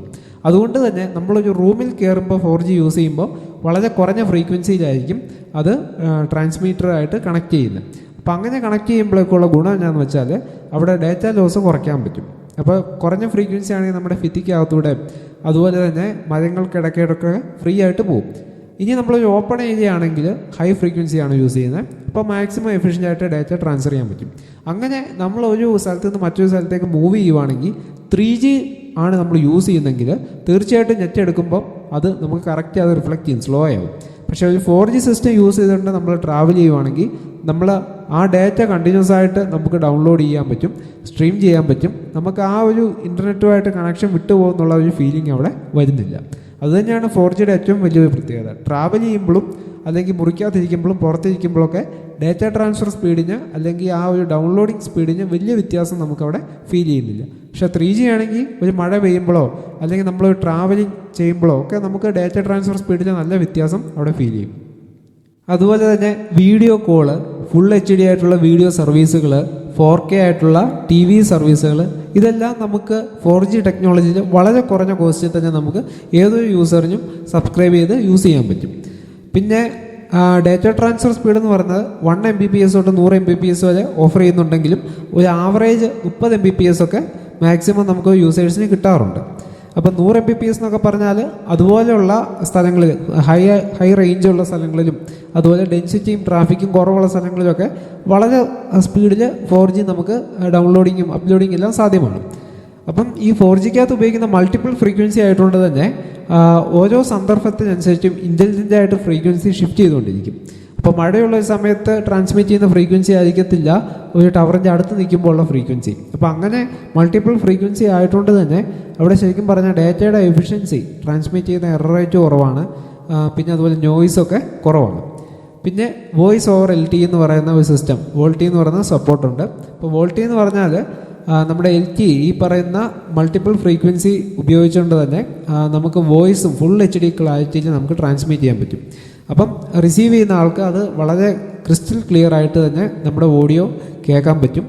പിന്നെ അതുപോലെ തന്നെ നമ്മുടെ ആ വോയിസിനും ഒക്കെ നമുക്കറിയാം, നമുക്ക് റെക്കോർഡിംഗ് പർപ്പസിനൊക്കെ വേണ്ടിയാണെങ്കിൽ പോലും നമ്മുടെ ആ വോയിസ് ഉപയോഗിക്കാൻ പറ്റും. അപ്പോൾ അവിടെ ഒരു ബാക്ക്ഗ്രൗണ്ട് നോയ്സോ അല്ലെങ്കിൽ അങ്ങനെയുള്ള കാര്യങ്ങളൊക്കെ ഉണ്ടെങ്കിൽ അത് ക്യാൻസൽ ചെയ്യാവുന്ന അൽഗോരിതങ്ങളൊക്കെ ഉണ്ട്. പിന്നെ അതുപോലെ ഒരാളെ വിളിക്കുവാണെങ്കിൽ വളരെ പെട്ടെന്ന് തന്നെ കോള് കണക്റ്റ് ആവും ഈ വോയിസ് ഓവർ LTE എന്ന് പറയുന്ന ടെക്നോളജി ഉള്ളതുകൊണ്ട്. അപ്പോൾ അതിനകത്തൊരു ഡിലേ എന്ന് പറയുന്നത് അവിടെ കുറവാണ്. പിന്നെ വോയിസ് ലാഗ് ചെയ്യാനുള്ള സാധ്യത അല്ലെങ്കിൽ ഡ്രോപ്പ് ഔട്ട് ആയി പോകാനുള്ള സാധ്യത ഒക്കെ VoLTEക്കകത്ത് കുറവാണ്. ഇനി അഥവാ റേഞ്ച് കുറവാണെങ്കിൽ പോലും വോയിസ് ഓവർ വൈഫൈ എന്ന് പറയുന്നത് സപ്പോർട്ട് ചെയ്യും. അതായത് നമ്മളൊരു വൈഫൈ ഉള്ള ഡിവൈസിൻ്റെ അടുത്താണ് നിൽക്കുന്നെങ്കിൽ നമ്മൾ 4G സിം ഇട്ടിട്ടുണ്ടെങ്കിൽ ഓട്ടോമാറ്റിക്കായിട്ട് ആ വൈഫൈ നെറ്റ്വർക്കുമായിട്ട് കണക്ട് ചെയ്ത് നമ്മുടെ വോയിസ് ആ വൈഫൈ വഴി യൂസറിലേക്ക് എത്തിക്കാൻ നോക്കും. അപ്പോൾ അത് കാരണം ഈ രണ്ട് മെത്തേഡ് ഉള്ളതുകൊണ്ട് തന്നെ വോയിസ് ബ്രേക്ക് ആവാനുള്ള സാധ്യത വളരെ കുറവാണ്. അപ്പോൾ ഈ 4G വന്നതോടുകൂടിയാണ് ഈ പല ടെലിവിഷൻ മാധ്യമങ്ങളും വാനികൾക്ക് പകരം, അതായത് പണ്ടൊക്കെ വാനികൾ ഉപയോഗിച്ചിട്ടാണ് ഡേറ്റ ഒരു സ്ഥലത്ത് നിന്ന് തത്സമയം സംപ്രേഷണം ചെയ്തുകൊണ്ടിരുന്നത്. അപ്പോൾ അതിന് പകരം നമുക്ക് 4G ഫോണ്, അത്യാവശ്യം നല്ല ക്യാമറ ഫോൺ ഉണ്ടെങ്കിൽ നമുക്ക് ലൈവായിട്ട് തന്നെ ന്യൂസ് ഒരു സ്ഥലത്ത് നിന്ന് മറ്റൊരു സ്ഥലത്തേക്ക് നമുക്ക് ലാഗില്ലാതെ എത്തിക്കാൻ സാധിക്കും. പിന്നെ അതുപോലെ തന്നെ എല്ലാ തരത്തിലുള്ള ഫയൽ ഫോർമാറ്റുകളും നമ്മുടെ ഇന്നത്തെ 4G ഫോണിലൊക്കെ സപ്പോർട്ട് ചെയ്യും. പിന്നെ ഈ 4G വന്നതോടുകൂടി വൈഡ് വെറൈറ്റി ഓഫ് ഗാഡ്ജറ്റുകൾ, അഥവാ സ്മാർട്ട് ഫോണുകളുടെ കൂടെ തന്നെ smart watch, smart glass, Google മാപ്പിൻ്റെ ആക്സസറീസ്, അപ്പോൾ അങ്ങനെയുള്ള ഒത്തിരി കാര്യങ്ങൾ നമുക്ക് ഈ 4G വന്നതോടുകൂടി വലിയൊരു അഡ്വാൻറ്റേജ് ആയിട്ട് കിട്ടി.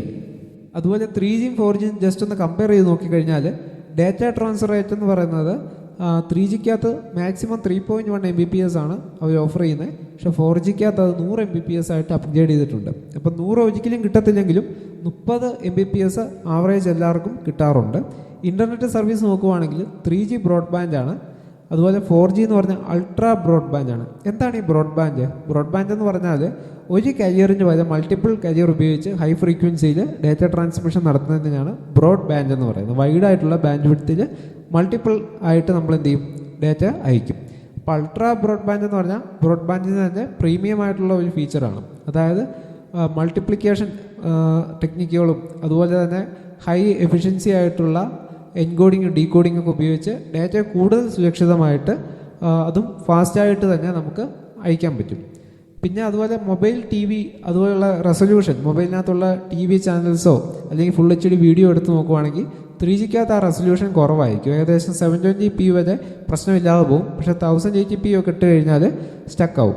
അപ്പോൾ 4Gക്കകത്ത് ആ ഒരു പ്രശ്നമില്ലാത്തതുകൊണ്ട് നമുക്ക് 4K വീഡിയോ വേണമെങ്കിലും നമുക്ക് എന്ത് ചെയ്യാൻ പറ്റും? 4Gക്കകത്ത് പ്ലേ ചെയ്യാൻ പറ്റും.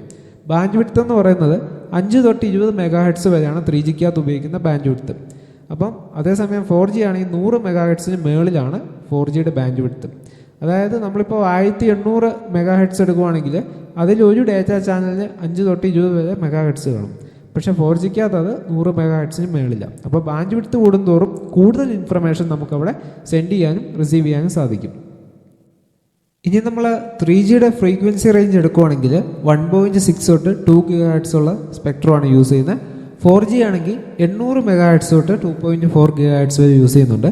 അപ്പോൾ ഈ 800 MHz ചാനൽ യൂസ് ചെയ്യുന്നതിനുള്ള ഗുണം എന്ന് വെച്ചാൽ നമ്മളൊരു കോൺക്രീറ്റ് കെട്ടിടത്തിൻ്റെ അകത്താണെങ്കിൽ പോലും നമുക്ക് ഡേറ്റ ഡൗൺലോഡ് ചെയ്യുന്നതിന് വലിയ ഒരു ബുദ്ധിമുട്ട് അവിടെ ഫീൽ ചെയ്യുന്നില്ല. കാരണം കോൺക്രീറ്റിൻ്റെ അകത്തൂടെ തന്നെ ഈ 800 MHz സിഗ്നൽ അറ്റന്യൂവേഷൻ കുറവാണ് ഈ 2.4നെ അപേക്ഷിച്ച് നോക്കുമ്പോൾ. ഇപ്പോൾ 2.4ന് വളരെ ഫാസ്റ്റാണ്, പക്ഷേ റേഞ്ച് കുറവാണ്. പക്ഷേ 800 എന്ന് പറഞ്ഞാൽ കുറച്ച് സ്ലോ ആണ്, എങ്കിലും വളരെയധികം ദൂരം ട്രാവൽ ചെയ്യാൻ 800 MHz സാധ്യമാണ്. പിന്നെ നെറ്റ്വർക്ക് ആർക്കിടെക്ചർ എന്ന് പറഞ്ഞാൽ 3G ആണെങ്കിൽ വൈഡ് ഏരിയ നെറ്റ്വർക്കാണ്, 4G എന്ന് പറഞ്ഞാൽ ഹൈബ്രിഡ് നെറ്റ്വർക്കാണ്. അതായത് മൾട്ടിപ്പിൾ ആയിട്ടുള്ള ടെക്നോളജി ഉപയോഗിച്ച് multiple connections at A time ഇത് മെയിൻറ്റെയിൻ ചെയ്യും. അതുകൊണ്ട് തന്നെ നമുക്ക് ഒരേ സമയം തന്നെ വീഡിയോ കോൾ ചെയ്യുമ്പോൾ തന്നെ നമുക്ക് ബാക്ക്ഗ്രൗണ്ട് ഡേറ്റ ഡൗൺലോഡ് ചെയ്യാം. നമുക്ക് വോയിസ് കോൾ ചെയ്യുമ്പോൾ തന്നെ നമുക്ക് ഡേറ്റ എടുക്കാം, കട്ടായി പോകത്തില്ല. അപ്പോൾ അതാണ് ഈ 4Gയുടെ ഏറ്റവും വലിയൊരു അഡ്വാൻറ്റേജ് എന്ന് പറയുന്നത്. അതായത് പല കാര്യങ്ങളും നമുക്ക് ഒരേ സമയം നമുക്ക് 4Gക്കകത്ത് പോസിബിളാണ്. ഇനിയും വരാനിരിക്കുന്ന ടെക്നോളജിയാണ് 5G എന്ന് പറയുന്നത്. അപ്പം ചില കൺട്രീസിലൊക്കെ ഈ 5G ഇപ്പോൾ ഓൾറെഡി ഇംപ്ലിമെൻറ്റ് ചെയ്തിട്ടുണ്ട്. അപ്പോൾ 5Gയുടെ ഏറ്റവും വലിയ പ്രത്യേകത എന്ന് പറഞ്ഞാൽ 10 Gbps വരെ സ്പീഡ് ഓഫർ ചെയ്യാൻ പറ്റും. നമുക്കപ്പോൾ കണ്ണടച്ച് തുറക്കുന്ന ആ സമയം കൊണ്ട് തന്നെ എത്ര GB വേണമെങ്കിലും നമുക്ക് അതുപോലെ ഡൗൺലോഡ് ചെയ്യാൻ പറ്റും. ലൈവായിട്ട് തന്നെ നമുക്ക് സ്ട്രീമിങ്ങും കാര്യങ്ങളൊക്കെ കുറേ കൂടി എഫിഷ്യൻ്റായിട്ട് മാക്സിമത്തിൽ ഒരു 4K ആയിട്ടുള്ള ലൈവ് സ്ട്രീമിങ്ങും ഒരു 4K ആയിട്ടുള്ള ഗൂഗിൾ മീറ്റ് ഒന്ന് നിങ്ങൾ ആലോചിച്ച് നോക്കിയേ. ഞാനിപ്പോൾ എങ്ങനെയാണ് നിങ്ങളോട് സംസാരിക്കുന്നത് അതേപോലെ തന്നെ നിങ്ങൾക്ക് വെർച്വൽ റിയാലിറ്റിയിലൂടെ മറ്റൊരു റൂമിൽ നിന്ന് നിങ്ങൾക്ക് കണക്ട് ചെയ്യാൻ പറ്റും. അപ്പോൾ അന്നേരമുള്ള ഒരു പ്രത്യേകത എന്ന് വെച്ചാൽ അവിടെ 1 മില്ലി സെക്കൻഡ് ഡിലേ ഒക്കെ വരത്തുള്ളൂ. അപ്പോൾ ഒരിക്കലും അവിടെ ആ 1 മില്ലി സെക്കൻഡ് എന്നുള്ളത് നമുക്ക് തിരിച്ചു അറിയാൻ പോലും പറ്റത്തില്ല. അപ്പോൾ അത്രയും ഫാസ്റ്റായിട്ടുള്ള ഒരു കമ്മ്യൂണിക്കേഷനാണ് ഇനിയും വരാൻ നിൽക്കുന്നത് 5G എന്ന് പറയുന്നത്. അപ്പോൾ 5G ഒക്കെ വന്നു കഴിഞ്ഞാൽ ബാൻഡ് വിഡ്ത്ത് വളരെ കൂടുതലാണ്. അതുപോലെ തന്നെ കവറേജ് ഏരിയയും വളരെ അധികം ഇമ്പ്രൂവ് ചെയ്യാൻ പറ്റും. അതായത് ഇടയ്ക്ക് റേഞ്ച് ഡ്രോപ്പായി പോകുന്ന കാര്യങ്ങളൊക്കെ നമുക്ക് അവിടെ ഒഴിവാക്കാൻ പറ്റും. അതിൻ്റെ ഏറ്റവും വലിയൊരു ഗുണം എന്ന് പറഞ്ഞാൽ നമ്മൾ എവിടെ സഞ്ചരിച്ചാലും നെറ്റ് ഉണ്ടെന്നുള്ള ഒരു അഡ്വാൻറ്റേജ് അന്നേരം കിട്ടും. പക്ഷേ ഒരു കുഴപ്പമുണ്ട്. ഇത്രയും എല്ലാ കാര്യങ്ങളും അവിടെ നടക്കണം എന്നുണ്ടെങ്കിൽ ടവറിൻ്റെ റേഞ്ച് നമ്മൾ വളരെയധികം കുറയ്ക്കണം. അതായത് മൾട്ടിപ്പിൾ ആയിട്ടുള്ള ടവറുകൾ കൂടുതൽ നമുക്ക് വരേണ്ടി വരും. അതായത് ഓരോ പോസ്റ്റിലും ഓരോ ടവർ വേണ്ടി വരും. അപ്പം അങ്ങനെ ഒരു പ്രോബ്ലം കൂടെ 5G ഉണ്ട്. അതായത് ടവറുകളുടെ എണ്ണം നമുക്ക് കൂട്ടേണ്ടി വരും. അപ്പം ടവറുകളുടെ എണ്ണം കൂട്ടിയെങ്കിൽ മാത്രമേ ഈ എഫിഷ്യൻ്റായിട്ട് ഇത്രയും കാര്യങ്ങളൊക്കെ പോസിബിൾ ആകത്തുള്ളൂ. അപ്പം 4Gയെക്കാട്ടിലും റേഞ്ച് തീർച്ചയായിട്ടും 5Gക്ക് കുറവായിരിക്കും. ഏകദേശം 200 മീറ്റർ ആ ഒരു റേഞ്ചൊക്കെ 5Gക്ക് കാണത്തുള്ളൂ. ഇപ്പോൾ ഒരു ടവർ ഉണ്ടെങ്കിൽ ആ ടവറിൽ നിന്ന് മാക്സിമം 200 മീറ്ററിലുള്ള യൂസേഴ്സിനെ 5G ആക്സസ് ചെയ്യാൻ പറ്റത്തുള്ളൂ. അപ്പോൾ 4G ആണെങ്കിൽ 2 കിലോമീറ്റർ 3 കിലോമീറ്റർ ആണെങ്കിലും പ്രശ്നമില്ലാതെ കിട്ടും. പക്ഷേ 5Gക്ക് അത്രയും റേഞ്ച് കിട്ടത്തില്ല. കാരണം അതുപോലെ ബാൻഡ് വിഡ്ത്ത് കൂടുതലായതുകൊണ്ട് തന്നെ റേഞ്ച് വളരെ കുറവായിരിക്കും. കാരണം ഇതിനകത്ത് ഉപയോഗിച്ചിരിക്കുന്ന ഫ്രീക്വൻസി എന്ന് പറയുന്നത് വളരെ കൂടുതലാണ്. 20 GHz 25 GHz അങ്ങനെ മൈക്രോവേവിൽ കുറേ കൂടി പവർഫുള്ളായിട്ടുള്ള എനർജി ഉപയോഗിച്ചിട്ടാണ് ഈ പറയുന്ന 5G സിസ്റ്റം വർക്ക് ചെയ്യുന്നത്. അതുകൊണ്ട് തന്നെ അറ്റ്യൂവേഷൻ കൂടുതലായിരിക്കും, അല്ലെങ്കിൽ ഡാറ്റ ലോസ് അവിടെ കൂടാനുള്ള ചാൻസ് ഉണ്ട്. അപ്പോൾ അത് കാരണം എപ്പോഴും 200 മീറ്റർ കഴിയുന്തോറും നമുക്ക് ആ ഒരു ബേസ് സ്റ്റേഷൻ അഥവാ ടവർ എന്ന് പറയുന്നത് അവിടെ അനിവാര്യമായിട്ട് വരും. അതാണ് 5Gയുടെ ഏറ്റവും വലിയൊരു ഡ്രോബാക്ക് എന്ന് പറയുന്നത്. എങ്കിൽ കൂടി കുറേ എഫിഷ്യൻ്റ് ആയിട്ടുള്ള ഉപകരണങ്ങളും സെൻസിറ്റീവ് ആയിട്ടുള്ള റിസീവേഴ്സൊക്കെ വന്നു കഴിഞ്ഞാൽ നമുക്ക് 5G വളരെയധികം ഉപയോഗപ്പെടുന്ന ഒരു ടെക്നോളജിയാണ്.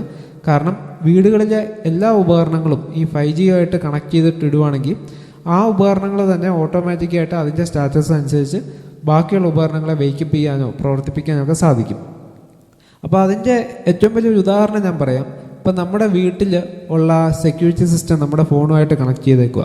അപ്പം നമ്മുടെ വീട്ടിൽ ആരെങ്കിലും കയറുവാണെങ്കിൽ നമുക്ക് അലേർട്ട് കിട്ടാനും നമുക്ക് തിരിച്ച് പോലീസ് സ്റ്റേഷനിലേക്കോ മെസ്സേജ് കാര്യങ്ങളും വീഡിയോ ഒക്കെ അന്നേരം തന്നെ ലൈവായിട്ട് അവിടെ എത്തിക്കാനും ഒക്കെ സാധിക്കും. പിന്നെ അതുപോലെ തന്നെ ഗൂഗിൾ ഡ്രൈവ്, അതായത് നമ്മുടെ വണ്ടിയിൽ തന്നെ ഗൂഗിൾ മാപ്പുമായിട്ട് അറ്റാച്ച് ചെയ്തിട്ടുള്ള ഒരു സെൻസർ ബേസ്ഡ് ആയിട്ടുള്ള വെഹിക്കിൾ ഉണ്ടെങ്കിൽ നമ്മൾ നമ്മുടെ സ്ഥലവും ഡെസ്റ്റിനേഷനും അടിച്ചു കൊടുത്താൽ മതി. ഏറ്റവും ഷോർട്ടസ്റ്റ് ആയിട്ടുള്ള വഴി കണ്ടുപിടിച്ച് അത് ഓട്ടോമാറ്റിക്കായിട്ട് ഡെസ്റ്റിനേഷനിൽ എത്തിക്കോളും. കാരണം അതുപോലെ വൈഡ് ബാൻഡ് വിഡ്ത്ത് ഉള്ളതുകൊണ്ട് ഹ്യൂജ് ഡാറ്റ നമുക്ക് അവൈലബിളാണ്. അതുപോലെ തന്നെ എംബഡഡ് സിസ്റ്റം, നമ്മൾ വീട്ടിൽ വരുമ്പോഴേക്കും നമ്മുടെ വീട് നമ്മളെ സ്വീകരിക്കാനായിട്ട് റെഡി ആയിട്ടിരിക്കും. അതായത് കാപ്പി ഉണ്ടാക്കണമെങ്കിൽ കാപ്പി ഉണ്ടാക്കി വയ്ക്കും, വെള്ളം ചൂടാക്കണമെങ്കിൽ അത് ചെയ്യും. അപ്പോൾ അങ്ങനെയുള്ള ഒരു റോബോട്ടിക് ആയിട്ടുള്ള കാര്യങ്ങളൊക്കെ നടത്താനൊരു കെൽപ്പുണ്ട് നമ്മുടെ ഈ 5G ടെക്നോളജി വന്നു കഴിഞ്ഞാൽ. അപ്പോൾ അത്രയും ഒരു പവർഫുള്ളായിട്ടുള്ള ഒരു ടെക്നോളജി വരുമ്പോൾ തീർച്ചയായിട്ടും നമ്മുടെ ഡാറ്റയുടെ പ്രൈവസിയെ ബാധിക്കാനുള്ള സാധ്യതയുണ്ട്. നമ്മുടെ കമ്പ്യൂട്ടറിൽ ഒരു 5-10 GB ഉള്ള ഒരു ഹാർഡ് ഡിസ്ക് സെക്കൻഡുകൾ മതി അപ്പുറത്തെ എൻഡിലേക്ക് ട്രാൻസ്ഫർ ചെയ്ത് കിട്ടാൻ, ഹാക്കേഴ്സ് അഥവാ ഹാക്ക് ചെയ്യുവാണെങ്കിൽ. കാരണം ഇത്രയും സ്പീഡുള്ള ഒരു ചാനലാണ് നമ്മുടെ മുന്നിൽ കിടക്കുന്നത്. പിന്നെ അഗ്രികൾച്ചർ എടുക്കുവാണെങ്കിൽ നമ്മുടെ ഫീൽഡിൽ മോണിറ്ററിങ്, അതായത് ഏക്കർ കണക്കിന് പാടത്ത് സെൻസേഴ്സ് വെച്ച് അത് നമുക്ക് റിയൽ ടൈം നമ്മുടെ മൊബൈൽ ആപ്ലിക്കേഷനുമായിട്ട് കണക്ട് ചെയ്ത് എവിടെ നിന്ന് വേണമെങ്കിലും നമുക്കതിനെ നിയന്ത്രിക്കാൻ പറ്റും. ഇപ്പോൾ വെള്ളം കുറവാണെങ്കിൽ ഓട്ടോമാറ്റിക്കായിട്ട് പമ്പ് ചെയ്ത് കൊടുക്കാൻ പറ്റും. ആരെങ്കിലും പറമ്പിനകത്ത് അതിക്രമിച്ച് കിടക്കുവാണെങ്കിൽ ആ വീഡിയോ അന്നേരം തന്നെ നമുക്ക് വീഡിയോ സഹിതം ലൈവായിട്ട് തന്നെ നമുക്ക് കിട്ടും. അപ്പോൾ ഇങ്ങനെയൊക്കെയുള്ള ഒത്തിരി കാര്യങ്ങൾ IoT വന്നു കഴിഞ്ഞാലുണ്ട്. ഇൻ്റർനെറ്റ് ഓഫ് തിങ്സ് എന്ന് പറയുന്ന ഒരു എമർജിങ് ടെക്നോളജിയാണ്. അപ്പോൾ 5G കൂടെ വന്നു കഴിഞ്ഞാൽ ഇത് വളരെയധികം എഫിഷ്യൻ്റായിട്ട് വർക്ക് ചെയ്യുന്നുള്ളതാണ് ഇപ്പോഴത്തെ നിലയിൽ നമ്മൾ റിസർച്ചേഴ്സ് പറയുന്നത്. കാരണം 4G തന്നെ ഇതിപ്പോൾ ഓൾറെഡി ആയിക്കഴിഞ്ഞു. ഇപ്പോൾ 5G കൂടെ വരുമ്പോഴേക്കും നമുക്ക് ലൈവായിട്ട് എങ്ങനെയാണോ ഒരു സ്ഥലത്ത് നിന്ന് മറ്റൊരു സ്ഥലത്തേക്ക് മെസ്സേജ് അല്ലെങ്കിൽ ഡാറ്റ നമുക്ക് ആക്സസ് ചെയ്യാൻ പറ്റുന്ന ആ ഒരു ഫീല് നമുക്ക് കിട്ടും. അതെങ്ങനെയാണെന്ന് പറഞ്ഞാൽ, ഞാനിപ്പോൾ ഇവിടെ നിൽക്കുക, എന്നിട്ട് നിങ്ങളോട് സംസാരിക്കുക ഈ കാര്യം. ഇതൊരു വെർച്വൽ റൂമിനകത്ത് നിങ്ങൾ കയറി ഇരിക്കുവാണെങ്കിൽ എന്നെ ഡയറക്റ്റായിട്ട് നിങ്ങൾക്ക് കാണാൻ സാധിക്കും. അപ്പം ഞാൻ പറയുന്നതൊന്നും ലാഗ് ഇല്ലാതെ തന്നെ നിങ്ങൾക്ക് ആസ്വദിക്കാൻ പറ്റും. അപ്പോൾ അങ്ങനെയുള്ള ഒരു കാര്യം വരുവാണെങ്കിൽ തീർച്ചയായിട്ടും അത് വലിയൊരു എഡ്യൂക്കേഷൻ രംഗത്താണെങ്കിലും അഗ്രികൾച്ചറിലാണെങ്കിലും ഹെൽത്ത് കെയർ ആണെങ്കിലും. ഇപ്പോൾ ഹെൽത്ത് കെയർ എന്ന് പറയുന്നത് നമുക്ക് അറിയാം, ഇന്ന് വിയറബിളായിട്ടുള്ള ഒത്തിരി വാച്ചുകളും കാര്യങ്ങളൊക്കെ ഉണ്ട്. അപ്പോൾ അതിൻ്റെ കൂട്ടത്തിൽ തന്നെ നമുക്ക് ഒരു ഡോക്ടർ ഇപ്പോൾ ഒരു പേഷ്യൻറ്റിനെ വേറൊരു സ്ഥലത്താണെങ്കിൽ, ഇപ്പോൾ അമേരിക്കയിൽ ഉള്ള ഒരു ഡോക്ടർക്ക് ഇന്ത്യയിലുള്ള ഒരു രോഗിയെ സർജറി ചെയ്യണമെന്നുണ്ടെങ്കിൽ വൈഡ് ബാൻഡ് വിഡ്ത്തുള്ള ഒരു നെറ്റ്വർക്ക് യൂസ് ചെയ്യുവാണെങ്കിൽ വളരെ ചെറിയ പ്രിസൈസ് ആയിട്ടുള്ള മൂവ്മെൻറ്റ് പോലും നമുക്ക് അതേപോലെ ലാഗില്ലാതെ വേറൊരു സ്ഥലത്ത് നമുക്ക് പേസ്റ്റ് ചെയ്യാൻ പറ്റും. അപ്പോൾ അങ്ങനെ ഉള്ള കാര്യങ്ങളൊക്കെ ഇനിയും വരുന്ന 5Gയിൽ സാധ്യമാകും. അപ്പം ടെക്നോളജി ഇങ്ങനെ വികസിക്കുന്നതനുസരിച്ച് നമ്മുടെ അധ്വാന ഭാരം കുറഞ്ഞു വരുവാണ്, മടിയതാവുകയാണ്. എങ്കിൽ പോലും നമ്മുടെ ക്വാളിറ്റി ഓഫ് ലൈഫ് എന്ന് പറയുന്നത് അവിടെ ഇമ്പ്രൂവ് ചെയ്യുകയാണ് ചെയ്യുന്നത്. അപ്പോൾ ഇനിയും ഉള്ള അടുത്ത ക്ലാസ്സിൽ നമുക്ക് ഈ സെൽഫോണിനകത്ത് സെല്ലിൻ്റെ കൺസെപ്റ്റിനെ പറ്റി പഠിക്കാം. അങ്ങനെ സെല്ലിൻ്റെ കൺസെപ്റ്റ് പഠിച്ചു കഴിഞ്ഞാൽ എങ്ങനെയാണ് ഈ കോളുകൾ ഹാൻഡിൽ ചെയ്യുന്നത് എന്നുള്ള കാര്യങ്ങളൊക്കെ ഡീറ്റെയിൽ ആയിട്ട് നോക്കാം.